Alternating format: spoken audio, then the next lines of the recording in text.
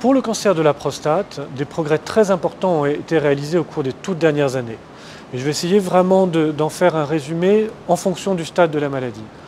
Dans les stades localisés de la maladie, l'un des gros progrès a été l'identification de cancers extrêmement peu agressifs, indolents, que l'on peut maintenant prendre en charge par ce qu'on appelle une surveillance active, c'est-à-dire sans réaliser de traitement local, parce qu'il s'agit en fait de cancers qui sont à la limite de la définition d'un cancer, de tumeurs qui ne sont pas dangereuses pour le patient, que l'on peut se permettre de surveiller. À un stade un peu plus grave, on a des tumeurs localisées mais à haut risque de rechute. Et là, pour cette situation, on a démontré au cours des toutes dernières années qu'il faut impérativement traiter le patient localement, par exemple avec la radiothérapie ou d'autres traitements, et associer un traitement général avec l'hormonothérapie.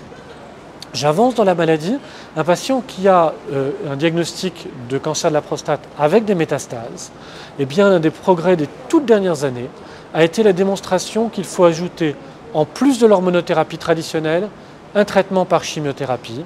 Et c'est maintenant ce que l'on fait en routine. Et ça, c'est vraiment une découverte des tout derniers mois, si vous voulez. Et puis enfin, chez un patient dont la maladie résiste à l'hormonothérapie conventionnelle, il y a maintenant toute une panoplie de traitements qui sont efficaces pour ces patients.